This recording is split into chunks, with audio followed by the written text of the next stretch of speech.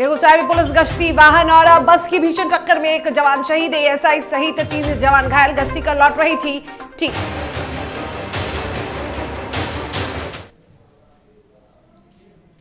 नमस्कार, आप देख रहे हैं DTV भारत। मैं हूं आपके साथ शर्मिला चौहान। बात करेंगे, बुलेटिन की शुरुआत करेंगे और आज सबसे पहले बात करेंगे मुख्यमंत्री, यानी कि जो आज इतिहास रचने वाले हैं। करीब 37 साल बाद उत्तर प्रदेश में एक ऐसा इतिहास बनने वाला है जो इतिहास रचेंगे योगी आदित्यनाथ, और उसको लेकर सिर्फ उत्तर प्रदेश में नहीं बल्कि बिहार में भी जश्न है। आपको बता दें कि 37 साल बाद योगी आदित्यनाथ लगातार दूसरी बार मुख्यमंत्री पद की शपथ लेने वाले हैं और यह जश्न होगा शाम 4 बजे से। और अब बात करते हैं उत्तर प्रदेश की। तो उत्तर प्रदेश विधानसभा चुनाव का 10 मार्च को आया ऐतिहासिक परिणाम आज अपने अंजाम तक पहुंचेगा। योगी 2.0 आज से शुरुआत हो जाएगी। भव्य आयोजन के बीच योगी आदित्यनाथ लगातार दूसरी बार यूपी के मुख्यमंत्री के रूप में शपथ लेंगे। योगी के साथ मंत्रियों की भी लंबी टीम होगी। तैयारियां भव्य है और मेहमानों की लिस्ट काफी लंबी। योगी के साथ करीब 50 मंत्री भी शपथ ले सकते हैं और उसको लेकर लखनऊ के इकाना स्टेडियम को सजा दिया गया है। दूर दूर से बीजेपी के कार्यकर्ता योगी के शपथ ग्रहण में पहुंचे हैं, तो वहीं मौके पर कई कार्यक्रमों की प्रस्तुति भी की जाएगी। आपको बता दें कि योगी आदित्यनाथ लगातार दूसरी बार यूपी के सीएम बनने जा रहे हैं और उनके शपथ ग्रहण में देश के प्रधानमंत्री नरेंद्र मोदी भी शिरकत कर रहे हैं। तो वहीं लखनऊ के प्रदेश कार्यालय में भी जश्न का माहौल है।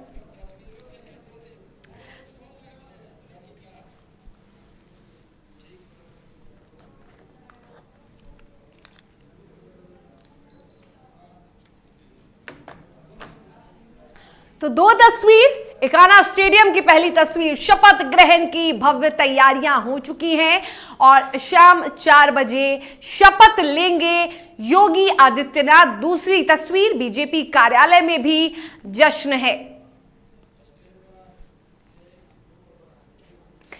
यूपी में जहां एक तरफ नई सरकार की तैयारी चल रही है तो दूसरी तरफ बिहार में भी जश्न का माहौल है। ऐसे में योगी आदित्यनाथ के शपथ ग्रहण से पहली बार इतिहास रचने जा रहे हैं योगी आदित्यनाथ और प्रधानमंत्री नरेंद्र मोदी को बीजेपी विधायक हरिभूषण ठाकुर बचौल ने भी बधाई दी है। निश्चित रूप से 33 वर्षों के बाद यूपी में कोई सरकार दोबारा आ रही है और माननीय योगी जी के नेतृत्व में आ रही है। मैं अपने हृदय के गहराइयों से योगी जी और मोदी जी को कोटिशः धन्यवाद देता हूं। साथ ही कामना करता हूं कि विकास और जो अपराधी थे उन पर जो बुलडोजर चला वह इसी तरह चलता रहे, देश में भी चलता रहे। बिहार में सहनी पर सियासत हो रही है और सहनी पर सियासत हो भी क्यों ना, जब से सहनी को बीजेपी ने झटके दिए हैं, एक नहीं बल्कि कई झटके दिए हैं, तब से सहनी की मुश्किलें, सहनी की मुसीबतें बढ़ चुकी हैं। और ऐसे में एक और मुसीबत आज मुकेश सहनी की बढ़ाई है राजद नेत्री और बिहार की पूर्व मुख्यमंत्री राबड़ी देवी ने। दरअसल राबड़ी देवी भी मुकेश सहनी से कुछ खासा खुश नहीं है। राबड़ी देवी ने नाराजगी जताई है। बिहार की पूर्व मुख्यमंत्री राबड़ी देवी ने मीडिया कर्मियों से बातचीत करते हुए कहा कि जो बच्चों की तबीयत खराब हुई है उस पर सरकार लीपापोती कर रही है। वहीं मुकेश सहनी पर उन्होंने तंज कसा है। उन्होंने कहा है कि जिन्हें राजनीति का गुर लालू प्रसाद यादव ने सिखाया वह खुद उन्हें छोड़कर चले गए थे। अब मुकेश सहनी का राजद में कोई जगह नहीं। और इतना ही नहीं, उन्होंने बयान में यह भी कह दिया कि राजद के पास सहनी समाज के कई नेता हैं, मुकेश सहनी की कोई जरूरत नहीं है। सम्मान तो बढ़ाना चाहिए। महिला के आप कहते हैं कि हम आरक्षक हैं, आरक्षक काहे बने हुए हैं? सरकार महिला को आरक्षण देना चाहिए। तो सरकार के दोषी है, मंत्री जो होगा वो विभाग का। कल बीजेपी कह रही सदन में कि सबसे बड़ी पार्टी होगी बिहार की।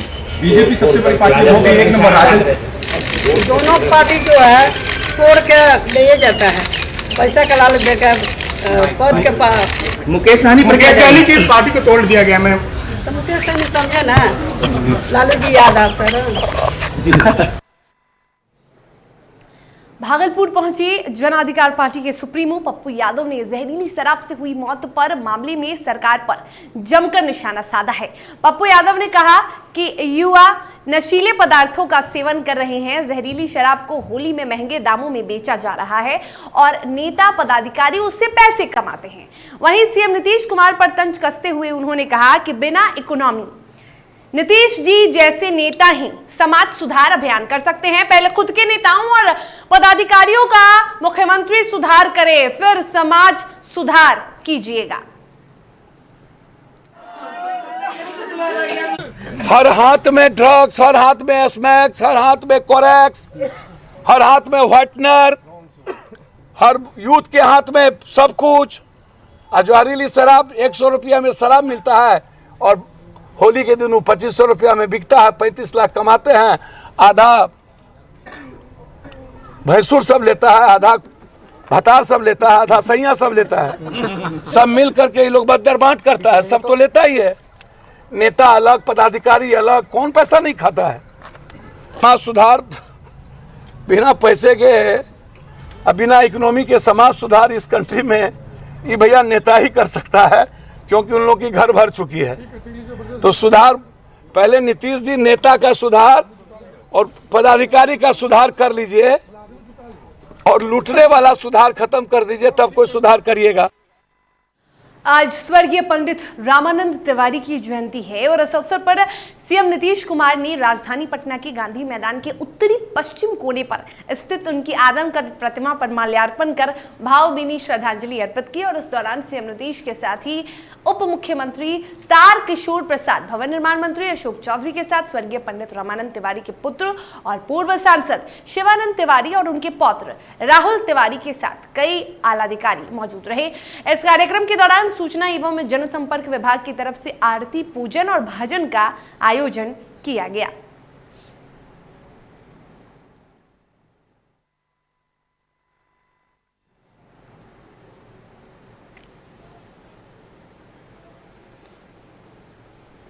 मुंगेर में राजद ने कार्यालय परिसर में पूर्व सहकारिता मंत्री रामदेव सिंह यादव को श्रद्धांजलि अर्पित की।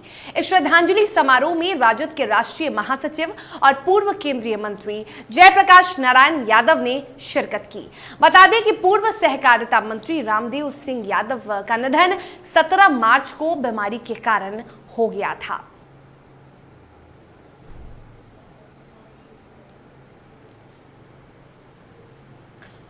तो मुंगेर में पूर्व मंत्री को श्रद्धांजलि दी गई। उनका निधन हुआ था 17 मार्च को।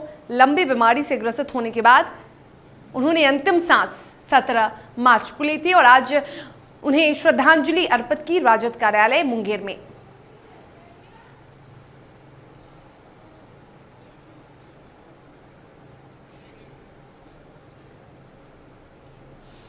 और खबरों के सफर में वक्त हो चला है एक छोटे से ब्रेक का। ब्रेक के बाद खबरों के साथ जल्द लौटेंगे।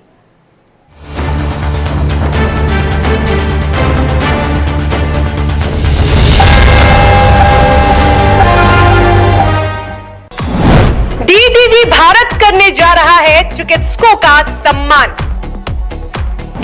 बिहार के हेल्थ आइकन्स को हमारा सलाम। पंच परमेश्वर से बिहार श्री सम्मान के सफल आयोजन के बाद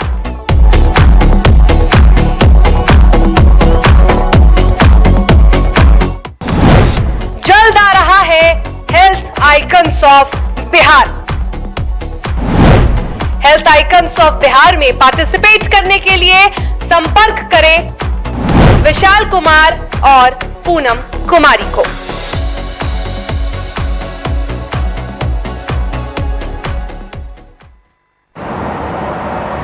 सर छुट्टी चाहिए थी। क्यों? गांव के सारे घर कच्चे थे, बाढ़ में ढह गए। मेरा भी। Good morning sir. देखिए, बुनियाद भी पक्की, आपका नया घर भी पक्का, सालों साल चलेगा सर। ठीक है, ले लो छुट्टी।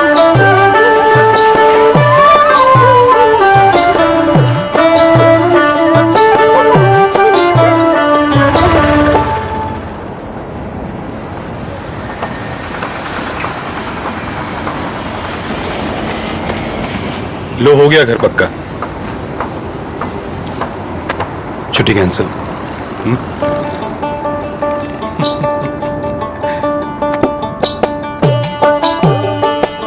सच्ची खुशी वही होती है जिसकी बुनियाद दूसरों की खुशी में हो। कोणार्क, खुशियों की बुनियाद।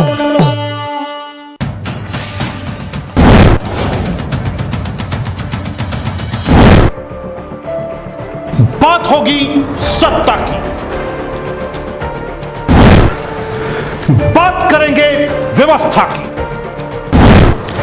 वादे नारे कहां गुम हो गए जनाब? किसान, मजदूर, नौजवान सब हैं परेशान। बेरोजगारी, पलायन आज भी है बरकरार। कहां तो तय था सड़क से लेकर संसद तक उठाएंगे आवाज, लेकिन अब ना हो परेशान, क्योंकि डीटीवी उठाएगा आपकी आवाज।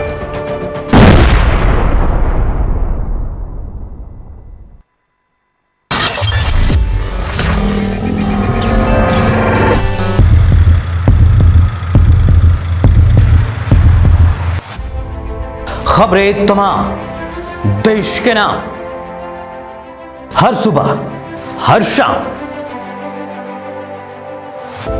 हमारी मुहिम से मिले नई पहचान। बिगड़े हालातों में भी बेहतर परिणाम,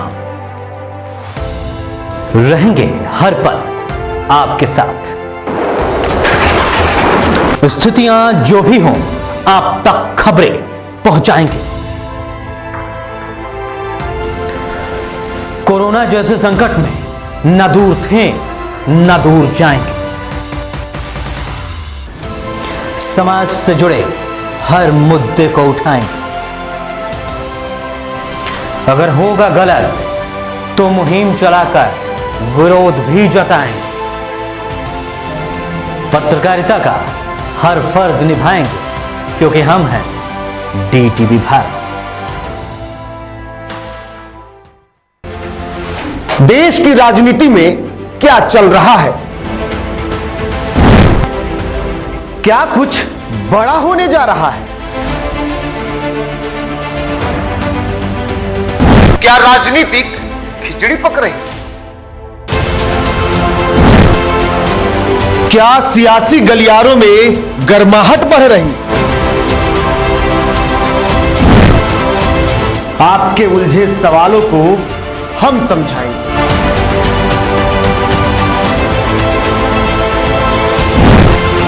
अंदर खाने की बातों को हम ही बताएंगे।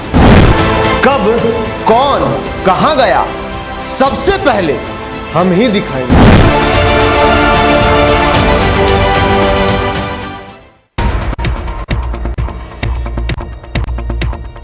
गांव से शहर तक, राज्यों से देश तक, राजनीति से अर्थनीति तक। ये मेरा अंतिम चुनाव है भाइयों बहनों। खेल से खिलाड़ी तक, सितारों से आसमान, खेत से खलियान तक। अबे गुड्डू, ठीक से लगाओ बे। रिश्तेदार आएंगे तो उनको लगना चाहिए ना कि इस घर में हमारे चंदा का कितना मान सम्मान है, और आज हम और हमारा परिवार कितना खुश है। हाँ हम तो आपको बताना ही भूल गए, हमारी चंदा इतने सालों बाद गाभन हुई है। और पहले जो दो खाए ना तो स्वस्थ और तंदुरुस्त कैसे रहेगी? भला हो मधुसूदन गोल्ड पशु आहार का, जिसके देने से हमारी चंदा गाभन हुई और उसको एक रिष्ट पुष्ट बच्चा हुआ। अगर आप भी अपने पशुओं से करते हैं प्यार तो उन्हें दीजिए सिर्फ और सिर्फ मधुसूदन गोल्ड पशु आहार। भाग खुल जाएंगे।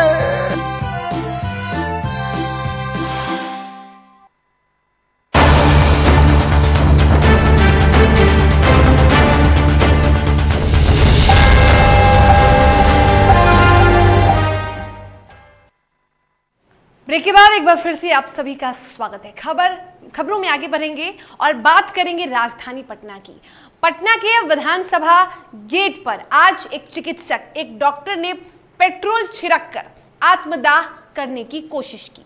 पीड़ित डॉक्टर का नाम विमल कुमार झा बताया जा रहा है, जो सीतामढ़ी से पटना आए हैं शिकायत करने के लिए। दरअसल स्वास्थ्य विभाग की प्रताड़ना से तंग आकर विमल कुमार झा ने ये कदम उठाया।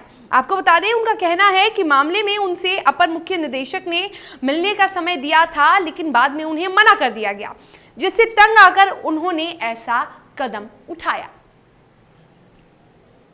तो कल अपर मुख्य निदेशक फोन करके बुलाए, बोले कि 11 बजे समय देते हैं मिलने के लिए। अचानक शाम में बोलते हैं आपका समय नहीं है, मिलेगा आज दूसरे दिन आइए, यही कह करके टाल दिए, बार बार टालते चले जा रहे हैं। और खबर दरभंगा की, जहां जिले में 11 मार्च की रात डीएमसीएच अग्निकांड मामला हुआ था और उस मामले में 4 पीड़ितों ने जिला विधिक सेवा प्राधिकार के सचिव जावेद आलम से मिलकर न्याय और मुआवजा राशि की गुहार लगाई है। पीड़ित ने कहा कि इस घटना को हुए करीब 14 दिन बीत चुके हैं, लेकिन अब तक पुलिस ने जिन 12 आरोपियों को चिन्हित किया है, उनमें से किसी को भी गिरफ्तार नहीं किया गया। घटना में सभी आरोपी डीएमसीएच के मेडिकल छात्र बताए जा रहे हैं। वहीं जिला विधिक सेवा प्राधिकार के सचिव ने सभी पीड़ितों को न्याय और मदद देने का आश्वासन दिया है। उसके पीड़ित हैं। हम लोग आज यहाँ निरंतर लोक अदालत में आके एक एप्लीकेशन दिए हैं मुआवजे के। जिला विधिक सेवा प्राधिकार, जिला विधिक पदाधिकारी से दिया हमने कि मेरा जो लॉसेज हुआ है, शारीरिक और जो आर्थिक लॉसेज हुआ है, उसके कंपनसेशन को लेके हमने दिया है कि हमको कुछ मदद की जाए ताकि फिर से हम दोबारा अपना बिजनेस खड़ा कर सकें। कि मुझे उस घटना से काफ़ी लॉस हुआ है, शारीरिक लॉस और आर्थिक लॉस हुआ है। हमको विक्टिम कंपनसेशन स्कीम के द्वारा उसमें कुछ मुआवजा दिलाया जाए, इसकी ये प्रार्थना की है। इनकी बातों को हमने सुना और सारी बात इन्होंने बताया, उनका आवेदन को हम स्वीकार किए हैं और इसमें जो भी हो सकता है डीएलएसए की तरफ से जो भी इनकी मदद हो सकती है, चाहे वो लीगल हो, चाहे लीगल एड इनको चाहिए, कोई भी कानूनी सहायता चाहिए, कोई भी मुआवजा चाहिए, अगर कानूनी रूप से अगर वो परमिटेड है, इनको जरूर दिलाई जाए।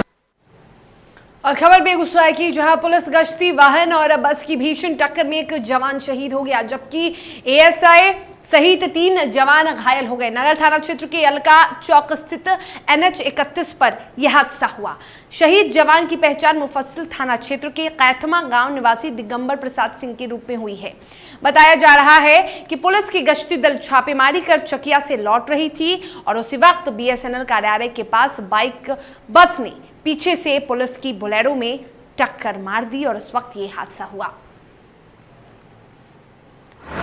अरे दुर्घटना तो गश्ती में गड़ी निकला बेलरो और उधर संगौल कहीं रेड करने के लिए आदेश आया तो गाड़ी चल गया रेड में। उधर से आया गाड़ी हल्का स्लो किया, उधर से बस आया, साला समेट लिया, हमारा सिपाही खत्म कर दिया। इतना डिटेल हुआ क्या है सर? Road accident. पटना के पीर बहौर थाना क्षेत्र के पटना मार्केट स्थित कला भारती रेडीमेड दुकान में देर रात आग लग गई। जानकारी के अनुसार शॉर्ट सर्किट की वजह से यह आग लगी थी।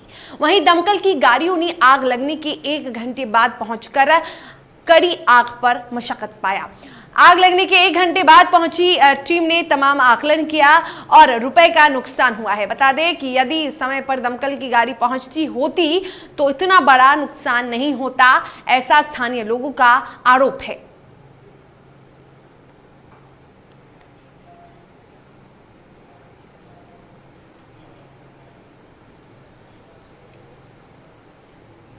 मुंगेर के प्रेक्षागृह सभागार में व्यवसाय लगाने के इच्छुक लोगों के साथ डीएम नवीन कुमार ने समीक्षा बैठक की। बैठक के दौरान लोगों ने डीएम को यह जानकारी दी कि उद्योग को बढ़ावा देने में बैंक बाधक बन रहा है, जिस कारण से वे अपना उद्योग नहीं लगा पा रहे हैं। मौके पर डीएम ने कहा कि बैंकों को लोन आवेदन को स्वीकृति देनी है।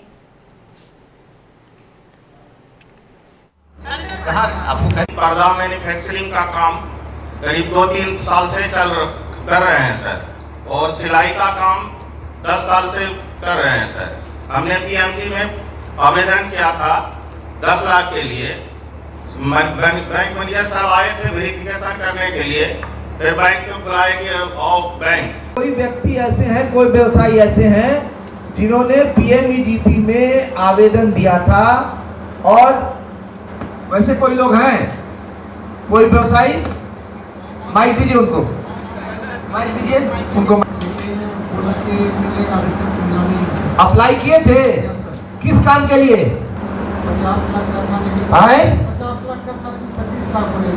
50 लाख का था, लेकिन 25 लाख अप्लाई हो गया है। रामनवमी का पर्व आने वाला है और इसको लेकर सुपौल के छातापुर में विश्व हिंदू परिषद के जिला मंत्री मुकेश यादव की अध्यक्षता में एक बैठक हुई। बैठक में रामनवमी त्योहार में भव्य जुलूस निकालने और शांतिपूर्ण माहौल में पूजा अर्चना करने को लेकर विचार हुआ। वहीं मुकेश यादव ने बताया कि अब की बार भव्य रूप से रामनवमी त्योहार मनाया जाएगा और इसके लिए बैठक की गई है।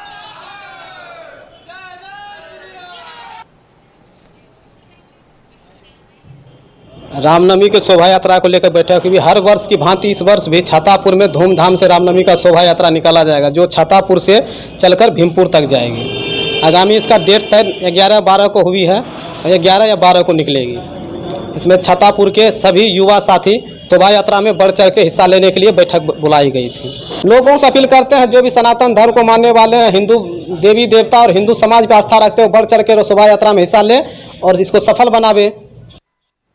मिर्जापुर में खनन माफियाओं से मिली भगत को देखते हुए पुलिस को दरकिनार कर एसडीएम ने देहात कोतवाली क्षेत्र के रानी बारा में छापेमारी की।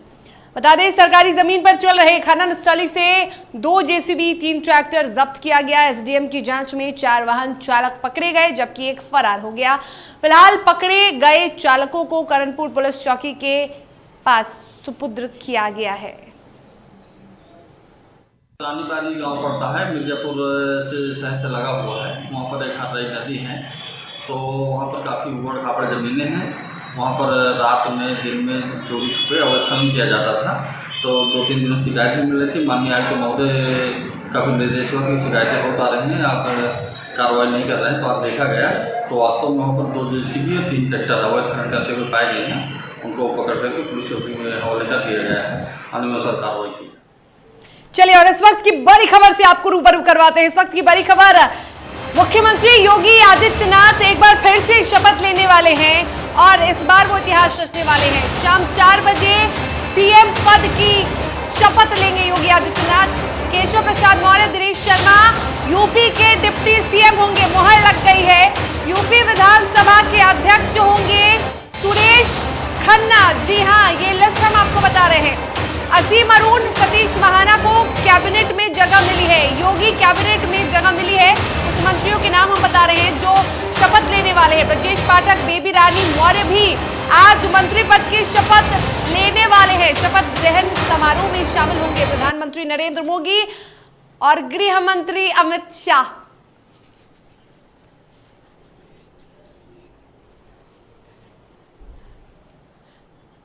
तो प्रधानमंत्री नरेंद्र मोदी भी शामिल होने वाले हैं इस शपथ ग्रहण समारोह में। और आपको ये भी बता दें कि ये लिस्ट, ये सूची हम आपको दिखा रहे हैं और इस सूची में तमाम नाम हैं जो आज शपथ लेने वाले हैं। भव्य समारोह में एकाना स्टेडियम में शपथ ग्रहण समारोह शाम 4 बजे से शुरू होने वाला है। और ऐसे में ये सूची कैबिनेट मंत्री में असीम अरुण, ब्रजेश पाठक, डॉक्टर महेंद्र सिंह सहित कई नाम हैं। बेबी रानी मौर्य भी आज शपथ लेने वाली हैं। गुलाबो देवी भी शपथ लेंगी, आशीष पटेल भी शपथ लेंगे, संजय निषाद भी लेंगे और भूपेंद्र चौधरी भी आज शपथ लेंगे। धर्मपाल लोधी, प्रतिभा शुक्ला, अंजुला माहौल, ये लोग आज शपथ लेने वाले हैं। स्वतंत्र देव सिंह भी आज शपथ लेने वाले हैं मंत्री पद की। तो ये कैबिनेट मंत्री की सूची है, किस किस को योगी कैबिनेट में शामिल किया गया है। और ऐसे में विधानसभा अध्यक्ष होंगे असीम अरुण। चलिए खबरों में आगे बढ़ेंगे, बात करेंगे बदायूं की। बदायूं में पीटीओ पर महिला ने छेड़छाड़ के आरोप लगाए हैं। मामले पर महिला ने रिपोर्ट भी दर्ज कराई है। दरअसल महिला जब अपने पिता के साथ स्कूटी से जा रही थी, उस समय पीटीओ रमेश प्रजापति वाहन चेकिंग कर रहे थे। महिला का आरोप है कि पीटीओ ने उसके साथ बदतमीजी की। वहीं एसपी ने बताया कि पुलिस मामले की जांच कर रही है।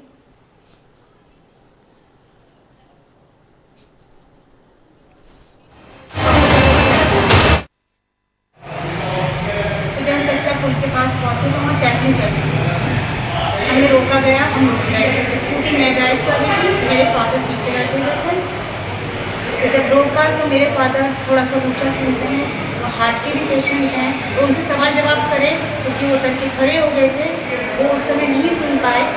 तो इन्होंने जो है उनके गाल पे चाटा मार दिया। जब चाटा मेरे फादर को मारा तो मैंने एकदम से स्कूटी खड़ी करके जब मैं दौड़ के गई, मैंने कहा सर आप इस तरीके से बदतमीजी क्यों कर रहे हैं, क्या करा है? तो उन्होंने तुरंत मेरे को माँ बहन की गालियाँ दी, मेरा नाम पूछा, तो उन्होंने तुरंत पे हाथ मार के धक्का दे के ये विवेचना चल रही है। विवेचना के आधार पर उनका बयान और जो उनका क्या कहते हैं कार्रवाई होगी की जाएगी। जालौन के प्राथमिक विद्यालय के प्रधानाध्यापक का वीडियो सोशल मीडिया पर वायरल हो रहा है और इस वीडियो में आप देख सकते हैं कि एक शख्स ने स्कूल में घुसकर प्रधानाध्यापक को 20 सेकंड में 18 थप्पड़ जड़ दिए। मामले में पीड़िता प्रधानाध्यापक से कार्रवाई की मांग कर रही है। बता दें आपको कि पूरे मामले में जो पीड़ित प्रधानाध्यापक हैं वो कार्रवाई की मांग कर रहे हैं। वहीं पुलिस अधीक्षक ने कहा है कि अभियुक्त को गिरफ्तार कर जेल भेजा जाएगा। थाने का वीडियो भी आया है सामने में और इसमें दिख रहा है कि उसने दूसरे व्यक्ति के साथ में थप्पड़ उसको मारा है। तो इसी संबंध में थाना रेंडर पे मुकदमा पंजीकृत कर लिया गया है। अभियुक्त को जेल भेजा जा रहा है और अग्रिम विधिक कार्रवाई की जा रही है। गालियाँ देने लगे, पटक रहे उठा के जी, जब हम विद्यालय बंद कर दिए, मारने की धमकी दी गई। अब आपने शिकायती पत्र दिया? शिकायती पत्र दिया है। खबरों में आगे बढ़ेंगे, बात करेंगे फर्रुखाबाद की, जहां ऐतिहासिक तीर्थ स्थल और तपोभूमि श्रृंगी रामपुर में श्रृंगी आश्रम में भक्तों की भीड़ उमड़ी, जहां काफी दूर दूर से भक्त अपने इच्छा को लेकर श्रृंगी ऋषि धाम आते हैं।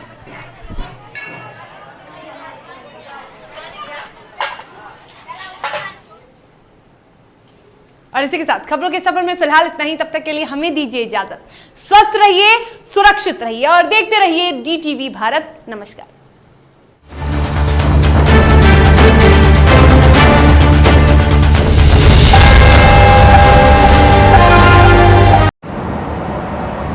सर छुट्टी चाहिए थी।